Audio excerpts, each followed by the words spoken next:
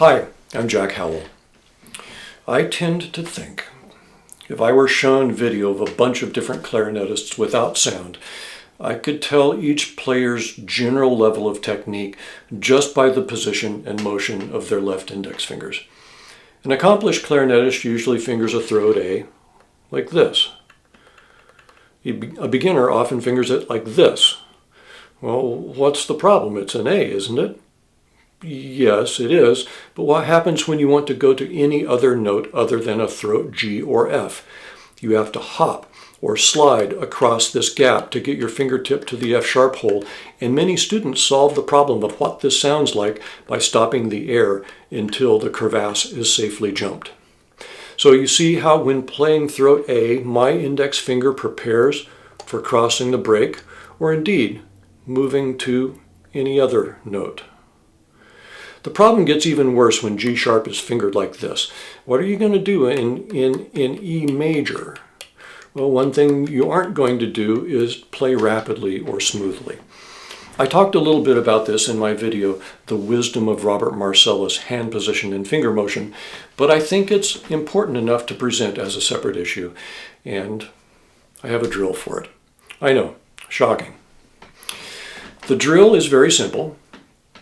Play a long B natural, and while doing so, feel where the radial side of your index finger touches the side of the throat A key. If you can't do that, something is wrong with your left arm or wrist position, which I can't very well diagnose without seeing it, but generally speaking, if your left arm hangs naturally from the socket without flying out or cramping in, if you don't kink your wrist, and if your left thumb crosses the thumb hole at an angle, your index finger will assume a curve that will allow you to cover the F sharp hole and contact the A key at the same time. I will admit, players with very small hands have a harder time than those with big hands, but the necessity to cover the same ground with shorter fingers makes it all the more important that hand position be optimized.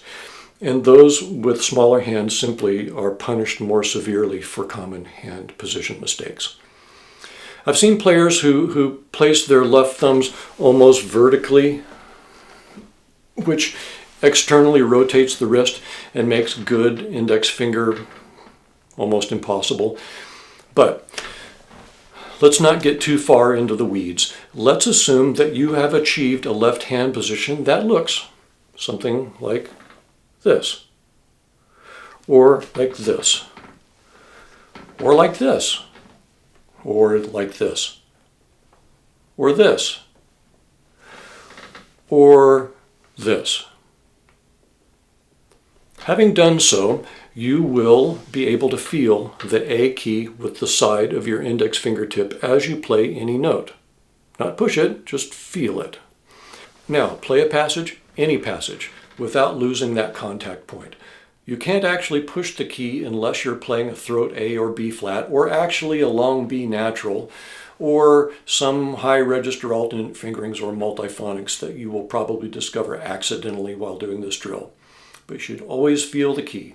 If your finger gets dragged off by like a high C or something like that, just get it right back on.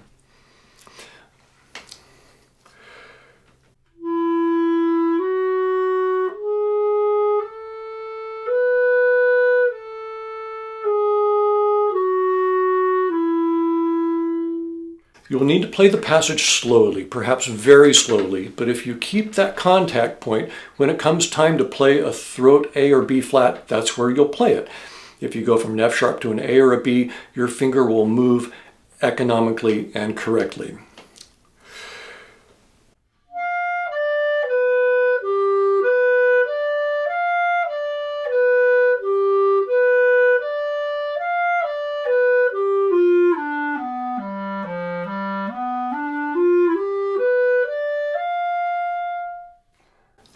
Right?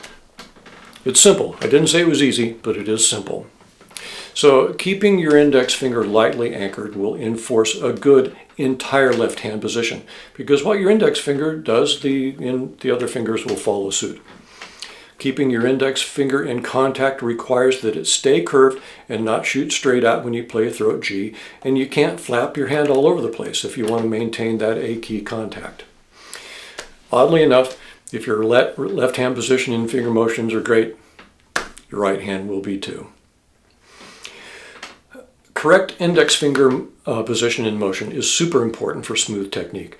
And if you want suggestions which passages to use, how about Daphnis and Chloe's second suite, those 12-note passages?